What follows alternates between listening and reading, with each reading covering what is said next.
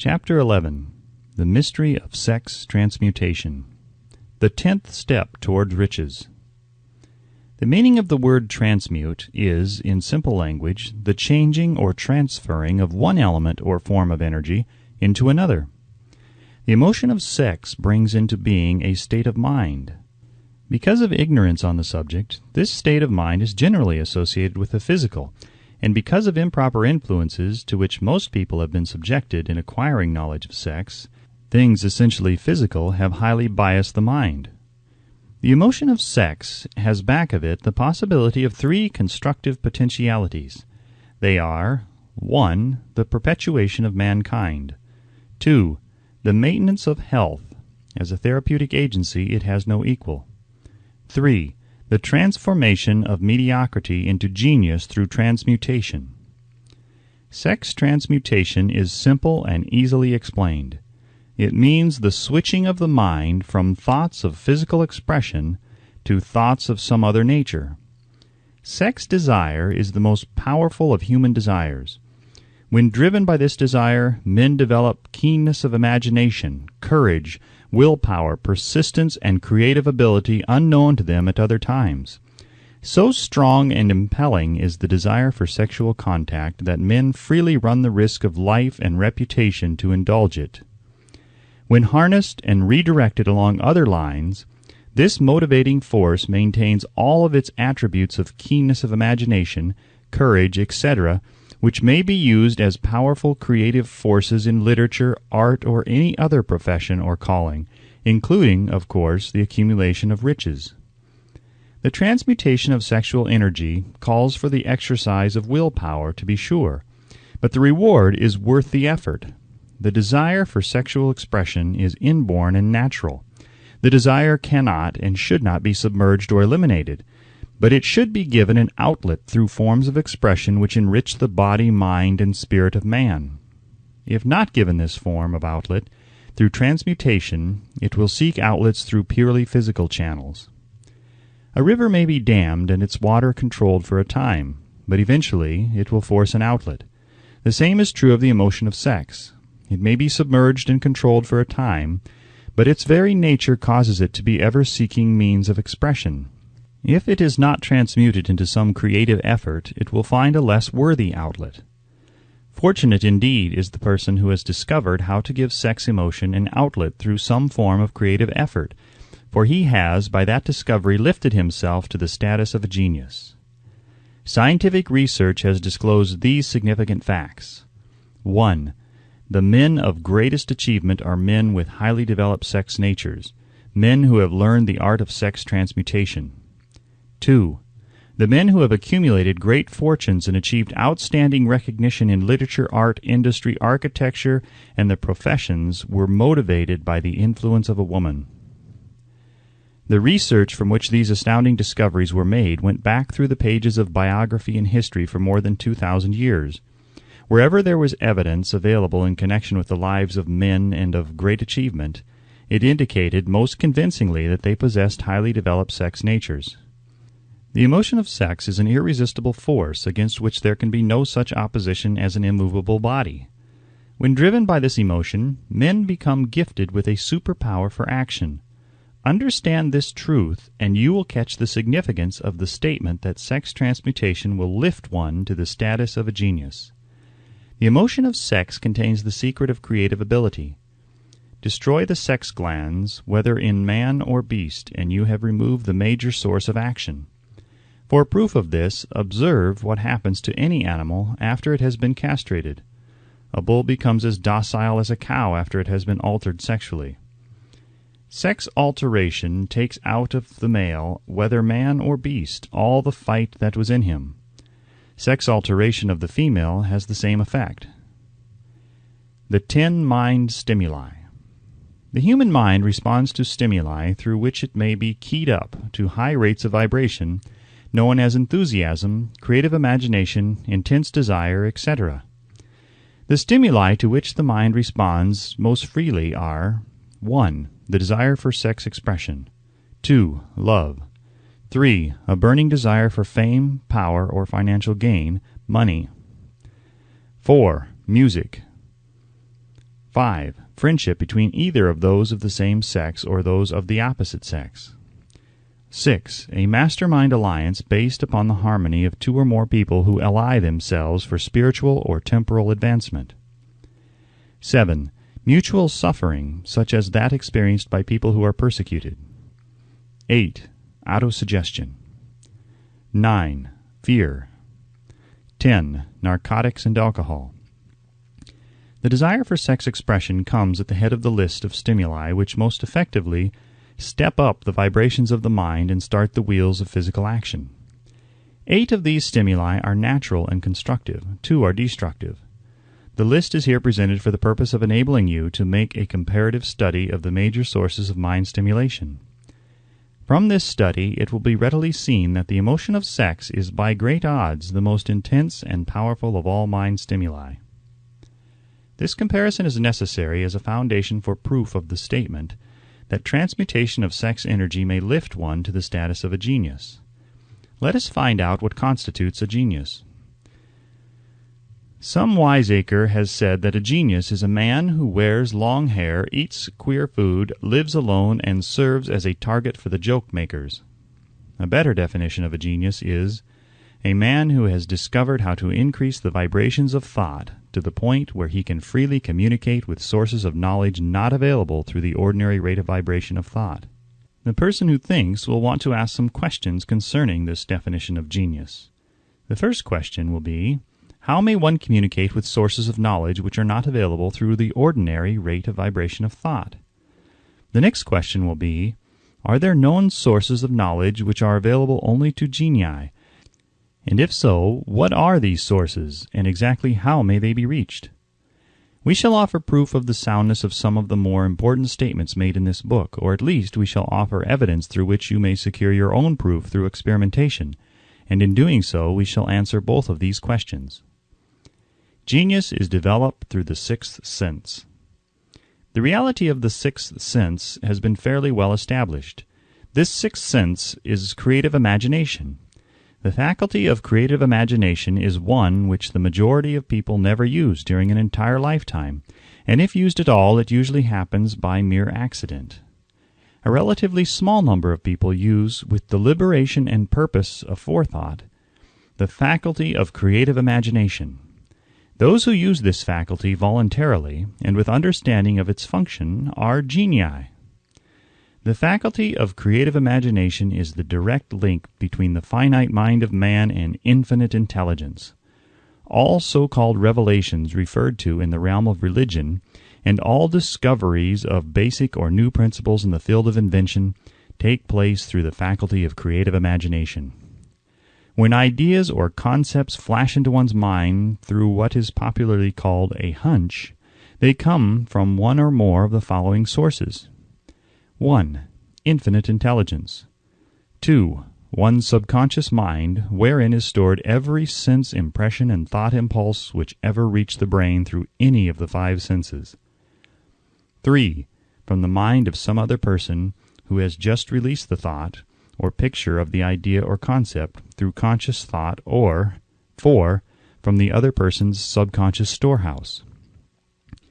There are no other known sources from which inspired ideas or hunches may be received. The creative imagination functions best when the mind is vibrating due to some form of mind stimulation at an exceedingly high rate, that is, when the mind is functioning at a rate of vibration higher than that of ordinary normal thought. When brain action has been stimulated through one or more of the 10 mind stimulants, it has the effect of lifting the individual far above the horizon of ordinary thought, and permits him to envision distance, scope, and quality of thoughts not available on the lower plane, such as that occupied while one is engaged in the solution of the problems of business and professional routine. When lifted to this higher level of thought, through any form of mind stimulation, an individual occupies, relatively, the same position as one who has ascended in an airplane to a height from which he may see over and beyond the horizon line, which limits his vision while on the ground. Moreover, while on this higher level of thought, the individual is not hampered or bound by any of the stimuli which circumscribe and limit his vision while wrestling with the problems of gaining the 3 basic necessities of food, clothing, and shelter.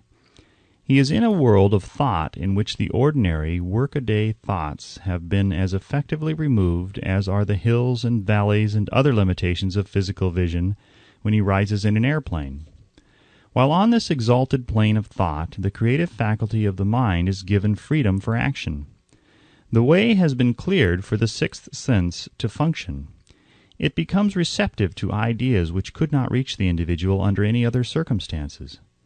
The sixth sense is the faculty which marks the difference between a genius and an ordinary individual. The creative faculty becomes more alert and receptive to vibrations originating outside the individual's subconscious mind. The more this faculty is used, and the more the individual relies upon it and makes demands upon it for thought impulses.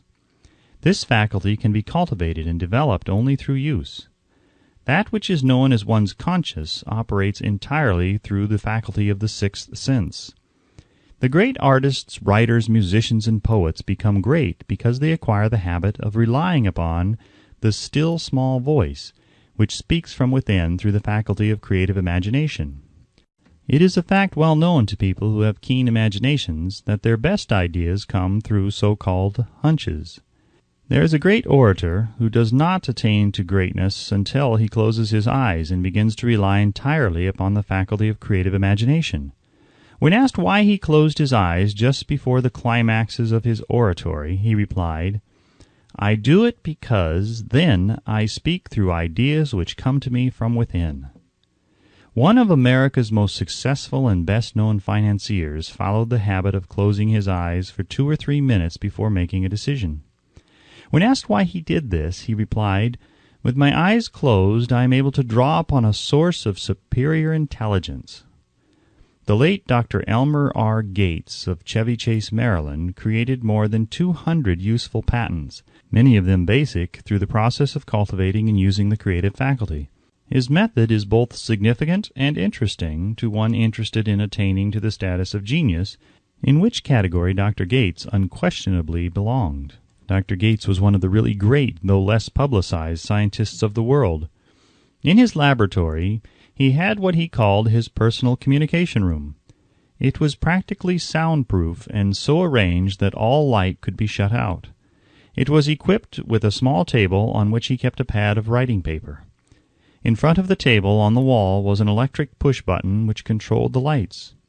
When Dr. Gates desired to draw upon the forces available to him through his creative imagination, he would go into this room, seat himself at the table, shut off the lights, and concentrate upon the known factors of the invention on which he was working, remaining in that position until ideas began to flash into his mind in connection with the unknown factors of the invention. On one occasion, ideas came through so fast that he was forced to write for almost 3 hours. When the thoughts stopped flowing and he examined his notes, he found that they contained a minute description of principles which had not a parallel among the known data of the scientific world. Moreover, the answer to his problem was intelligently presented in those notes. In this manner, Dr. Gates completed over 200 patents, which had been begun, but not completed, by half-baked brains. Evidence of the truth of this statement is in the United States Patent Office.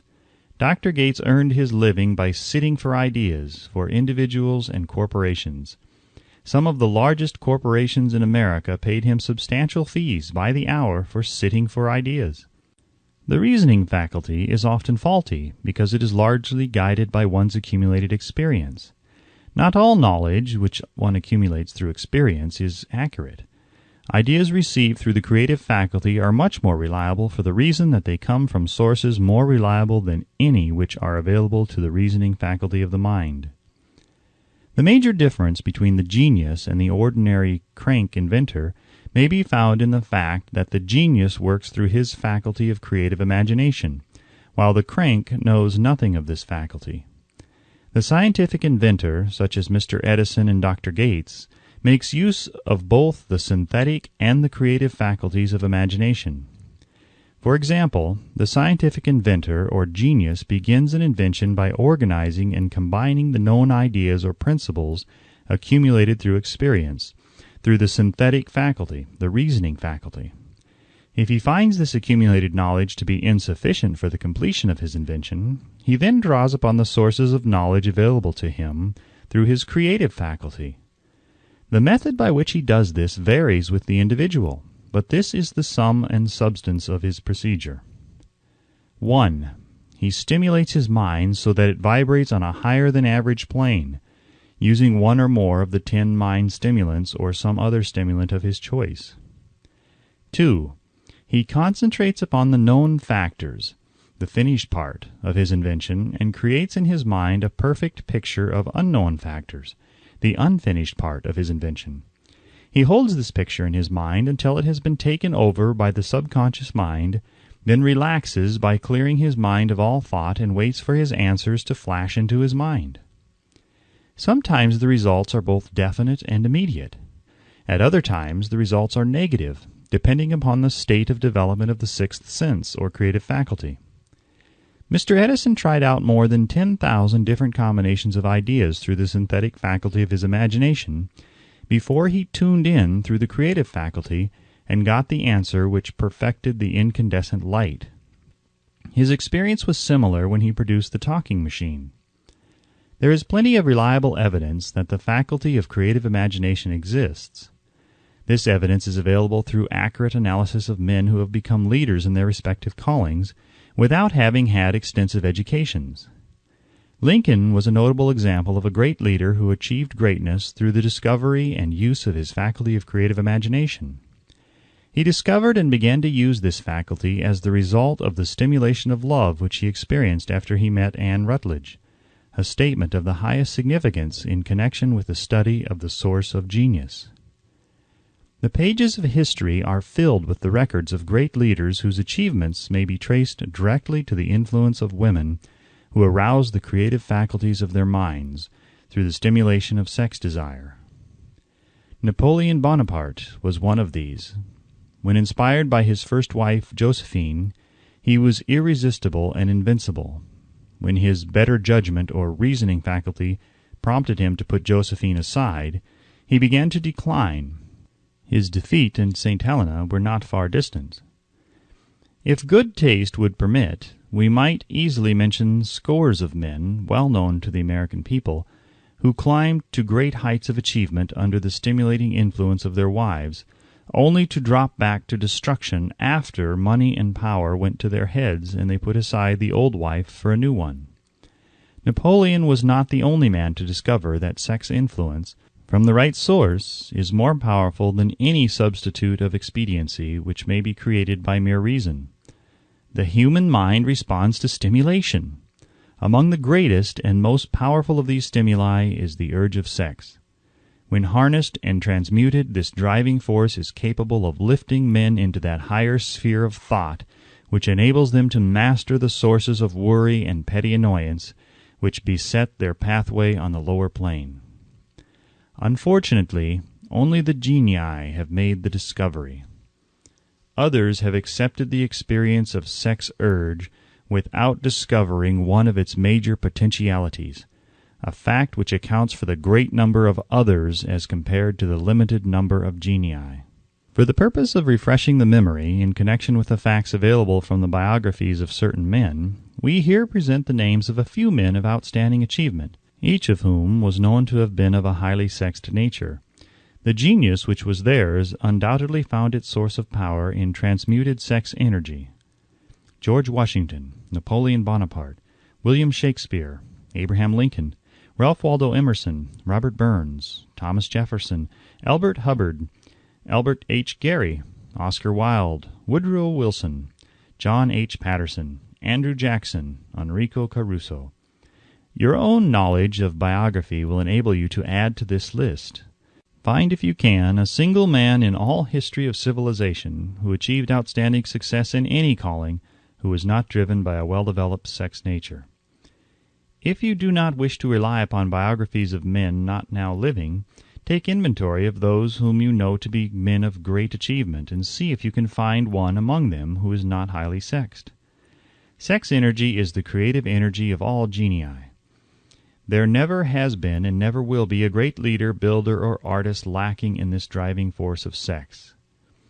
Surely no one will misunderstand these statements to mean that all who are highly sexed are genii. Man attains to the status of genius only when and if he stimulates his mind so that it draws upon the forces available through the creative faculty of the imagination. Chief among the stimuli with which this stepping up of the vibrations may be produced is sex energy. The mere possession of this energy is not sufficient to produce a genius. The energy must be transmuted from desire for physical contact into some other form of desire and action before it will lift one to the status of a genius. Far from becoming genii, because of great sex desires, the majority of men lower themselves, through misunderstanding and misuse of this great force, to the status of the lower animals. Why men seldom succeed before 40. I discovered from the analysis of over 25,000 people that men who succeed in an outstanding way seldom do so before the age of 40, and more often they do not strike their real pace until they are well beyond the age of 50. This fact was so astounding that it prompted me to go into the study of its cause most carefully, carrying the investigation over a period of more than 12 years. This study disclosed the fact that the major reason why the majority of men who succeeded do not begin to do so before the age of 40 to 50 is their tendency to dissipate their energies through overindulgence in physical expression of the emotion of sex. The majority of men never learn that the urge of sex has other possibilities, which far transcend in importance that of mere physical expression. The majority of those who make this discovery do so after having wasted many years at a period when the sex energy is at its height, prior to the age of 45 to 50. This usually is followed by noteworthy achievement. The lives of many men up to and sometimes well past the age of 40 reflect a continued dissipation of energies which could have been more profitably turned into better channels. Their finer and more powerful emotions are sown wildly in the four winds. Out of this habit of the male grew the term, sowing his wild oats. The desire for sexual expression is by far the strongest and most impelling of all human emotions, and for this very reason this desire, when harnessed and transmuted into action other than that of physical expression, may raise one to the status of a genius. One of America's most able businessmen frankly admitted that his attractive secretary was responsible for most of the plans he created. He admitted that her presence lifted him to heights of creative imagination such as he could experience under no other stimulus. One of the most successful men in America owes most of his success to the influence of a very charming young woman who has served as his source of inspiration for more than 12 years. Everyone knows the man to whom this reference is made, but not everyone knows the real source of his achievements. History is not lacking in examples of men who attained to the status of genii as the result of the use of artificial mind stimulants in the form of alcohol and narcotics. Edgar Allan Poe wrote The Raven while under the influence of liquor, dreaming dreams that mortal never dared to dream before. James Whitcomb Riley did his best writing while under the influence of alcohol. Perhaps it was thus he saw the ordered intermingling of the real and the dream, the mill above the river and the mist above the stream. Robert Burns wrote best when intoxicated, "For Auld Lang Syne, my dear, we'll take a cup of kindness yet for Auld Lang Syne." But let it be remembered that many such men have destroyed themselves in the end. Nature has prepared her own potions with which men may safely stimulate their minds so they vibrate on a plane that enables them to tune in to fine and rare thoughts which come from no man knows where. No satisfactory substitute for nature's stimulants has ever been found. It is a fact well known to psychologists that there is a very close relationship between sex desires and spiritual urges, a fact which accounts for the peculiar behavior of people who participate in the orgies known as religious revivals, common among the primitive types. The world is ruled and the destiny of civilization is established by the human emotions. People are influenced in their actions not by reason so much as by feelings. The creative faculty of the mind is set into action entirely by emotions and not by cold reason. The most powerful of all human emotions is that of sex. There are other mind stimulants, some of which have been listed, but no one of them, nor all of them combined, can equal the driving power of sex. A mind stimulant is any influence which will either temporarily or permanently increase the vibrations of thought. The 10 major stimulants described are those most commonly resorted to. Through these sources one may commune with an infinite intelligence, or enter at will the storehouse of the subconscious mind, either one's own or that of another person, a procedure which is all there is of genius. A teacher who has trained and directed the efforts of more than 30,000 salespeople made the astounding discovery that highly sexed men are the most efficient salesmen. The explanation is that the factor of personality known as personal magnetism is nothing more or less than sex energy. Highly sexed people always have a plentiful supply of magnetism. Through cultivation and understanding, this vital force may be drawn upon and used to great advantage in the relationships between people. This energy may be communicated to others through the following media. 1. The handshake. The touch of the hand indicates instantly the presence of magnetism or the lack of it. 2. The tone of voice. Magnetism, or sex energy, is the factor with which the voice may be colored or made musical and charming. 3. Posture and carriage of the body. Highly sexed people move briskly and with grace and ease. 4. The vibrations of thought. Highly sexed people mix the emotion of sex with their thoughts, or may do so at will, and in that way may influence those around them. 5. Body adornment. People who are highly sexed are usually very careful about their personal appearance. They usually select clothing of a style becoming to their personality, physique, complexion, etc. When employing salesmen, the more capable sales manager looks for the quality of personal magnetism as the first requirement of a salesman. People who lack sex energy will never become enthusiastic, nor inspire others with enthusiasm, and enthusiasm is one of the most important requisites in salesmanship, no matter what one is selling. The public speaker, orator, preacher, lawyer, or salesman who is lacking in sex energy is a flop, as far as being able to influence others is concerned. Couple with this the fact that most people can be influenced only through an appeal to their emotions, and you will understand the importance of sex energy as a part of the salesman's native ability. Master salesmen attain the status of mastery in selling because they, either consciously or unconsciously, transmute the energy of sex into sales enthusiasm. In this statement may be found a very practical suggestion as to the actual meaning of sex transmutation. The salesman who knows how to take his mind off the subject of sex and direct it in sales effort with as much enthusiasm and determination as he would apply to its original purpose, has acquired the art of sex transmutation, whether he knows it or not. The majority of salesmen who transmute their sex energy do so without being in the least aware of what they are doing or how they are doing it. Transmutation of sex energy calls for more willpower than the average person cares to use for this purpose. Those who find it difficult to summon willpower sufficient for transmutation may gradually acquire this ability. Though this requires willpower, the reward for the practice is more than worth the effort. The entire subject of sex is one with which the majority of people appear to be unpardonably ignorant. The urge of sex has been grossly misunderstood, slandered, and burlesqued by the ignorant and the evil-minded for so long that the very word sex is seldom used in polite society. Men and women who are known to be blessed, yes, blessed with highly sexed natures, are usually looked upon as being people who will bear watching. Instead of being called blessed, they are usually called cursed. Millions of people, even in this age of enlightenment, have inferiority complexes which they developed because of this false belief that a highly sexed nature is a curse. These statements of the virtue of sex energy should not be construed as justification for the libertine. The emotion of sex is a virtue only when used intelligently and with discrimination.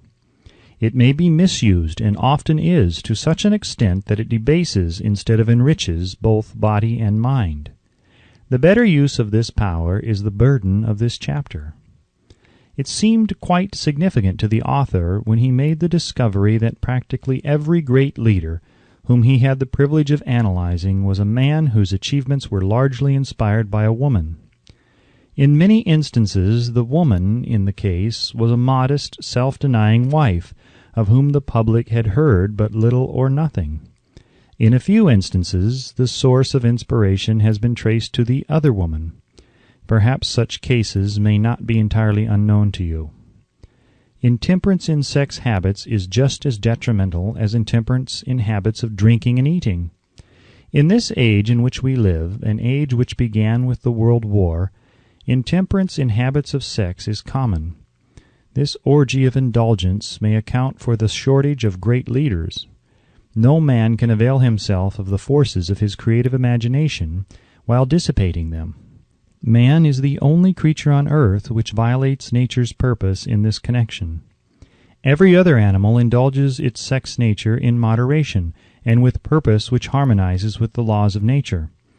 Every other animal responds to the call of sex only in season. Man's inclination is to declare open season. Every intelligent person knows that stimulation in excess through alcoholic drink and narcotics is a form of intemperance which destroys the vital organs of the body, including the brain. Not every person knows, however, that overindulgence in sex expression may become a habit as destructive and as detrimental to creative effort as narcotics or liquor. A sex-mad man is not essentially different than a dope-mad man. Both have lost control over their faculties of reason and willpower. Sexual overindulgence may not only destroy reason and willpower, but it may also lead to either temporary or permanent insanity. Many cases of hypochondria, imaginary illness, grow out of habits developed in ignorance of the true function of sex.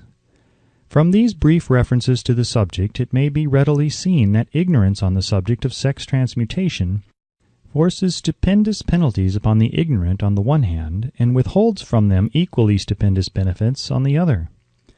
Widespread ignorance on the subject of sex is due to the fact that the subject has been surrounded with mystery and beclouded by dark silence.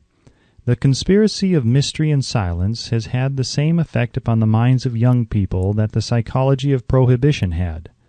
The result has been increased curiosity and desire to acquire more knowledge on this verboten subject. And, to the shame of all lawmakers and most physicians, by training best qualified to educate youth on that subject, information has not been easily available. Seldom does an individual enter upon highly creative effort in any field of endeavor before the age of 40. The average man reaches the period of his greatest capacity to create between 40 and 60. These statements are based upon analysis of thousands of men and women who have been carefully observed. They should be encouraging to those who fail to arrive before the age of 40, and to those who become frightened at the approach of old age around the 40-year mark. The years between 40 and 50 are, as a rule, the most fruitful. Man should approach this age not with fear and trembling, but with hope and eager anticipation. If you want evidence that most men do not begin to do their best work before the age of 40, study the records of the most successful men known to the American people, and you will find it. Henry Ford had not hit his pace of achievement until he had passed the age of 40. Andrew Carnegie was well past 40 before he began to reap the reward of his efforts. James J. Hill was still running a telegraph key at the age of 40. His stupendous achievements took place after that age. Biographies of American industrialists and financiers are filled with evidence that the period from 40 to 60 is the most productive age of man. Between the ages of 30 and 40, man begins to learn, if he ever learns, the art of sex transmutation. This discovery is generally accidental, and more often than otherwise, the man who makes it is totally unconscious of his discovery. He may observe that his powers of achievement have increased around the age of 35 to 40, but in most cases he is not familiar with the cause of this change, that nature begins to harmonize the emotions of love and sex in the individual between the ages of 30 and 40, so that he may draw upon these great forces and apply them jointly as stimuli to action. Sex alone is a mighty urge to action, but its forces are like a cyclone. They are often uncontrollable. When the emotion of love begins to mix itself with the emotion of sex, the result is calmness of purpose, poise, accuracy of judgment, and balance. What person who has attained to the age of 40 is so unfortunate as to be unable to analyze these statements and to corroborate them by his own experience?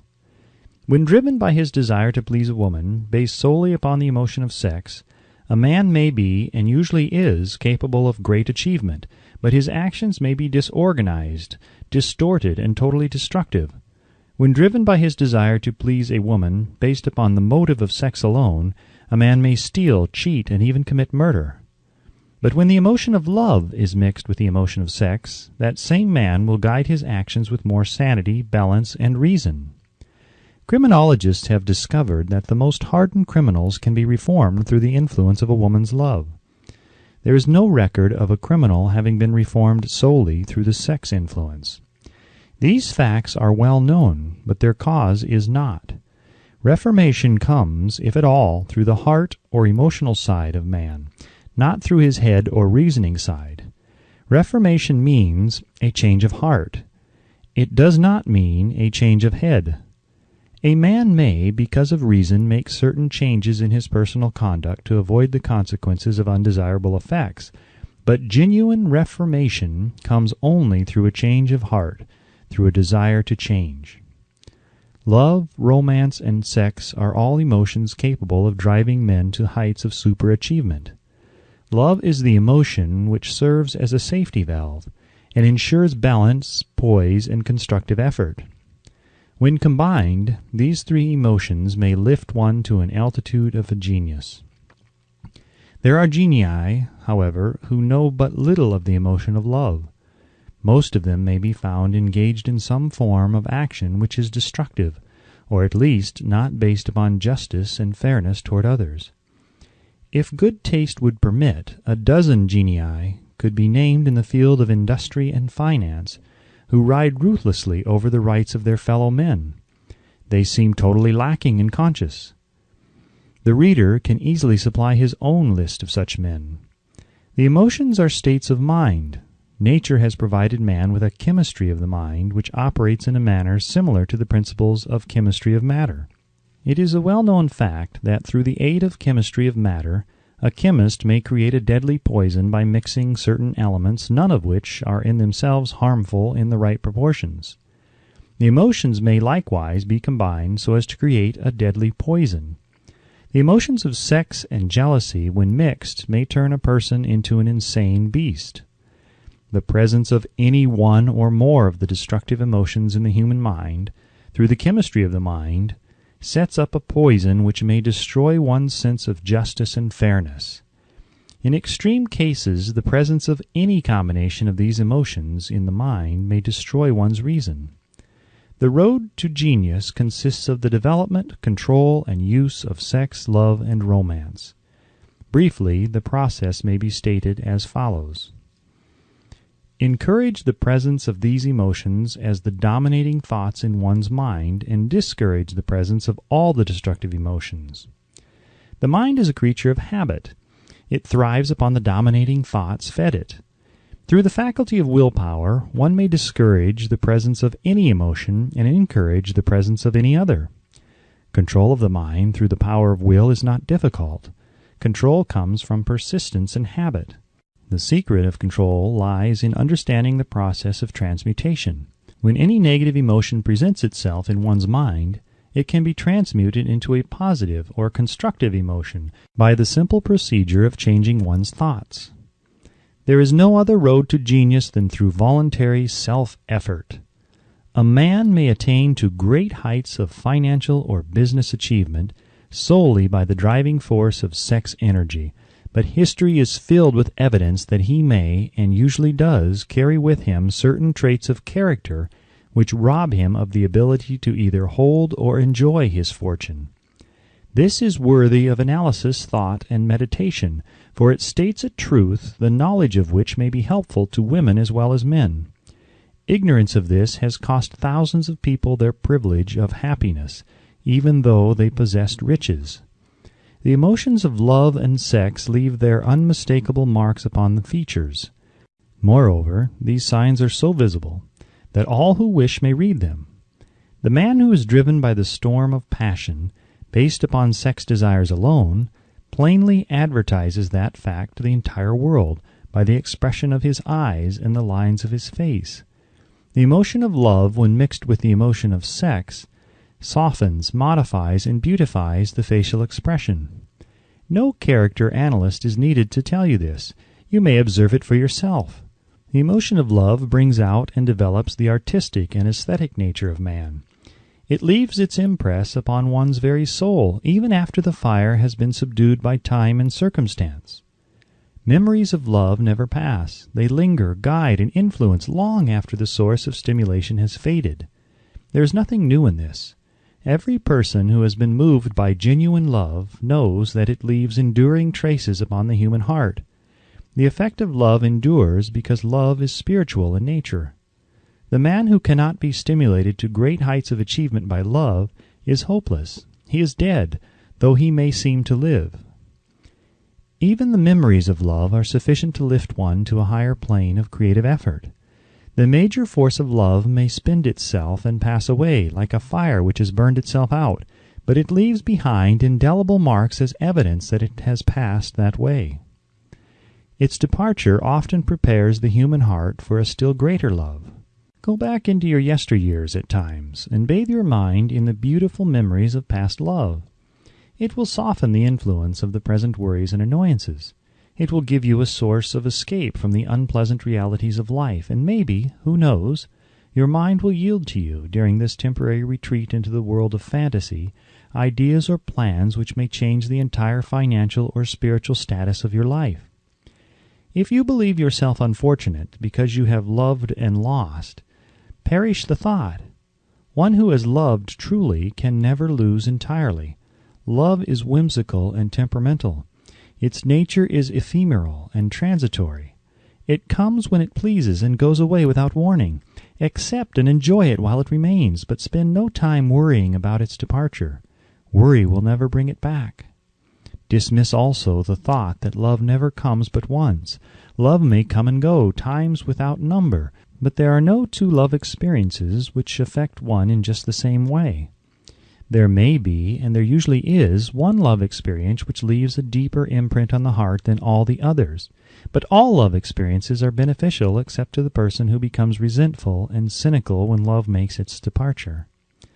There should be no disappointment over love, and there would be none if people understood the difference between the emotions of love and sex. The major difference is that love is spiritual, while sex is biological. No experience which touches the human heart with a spiritual force can possibly be harmful, except through ignorance or jealousy. Love is, without question, life's greatest experience. It brings one into communication with infinite intelligence. When mixed with the emotions of romance and sex, it may lead one far up the ladder of creative effort.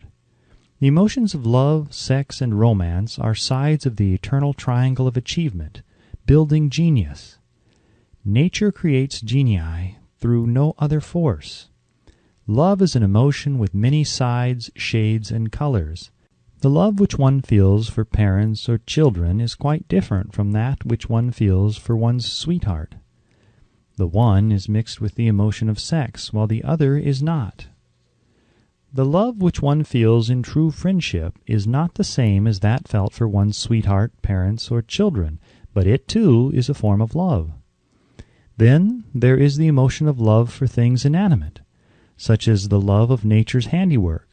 But the most intense and burning of all these various kinds of love is that experienced in the blending of the emotions of love and sex. Marriages, not blessed with the eternal affinity of love, properly balanced and proportioned with sex, cannot be happy ones, and seldom endure.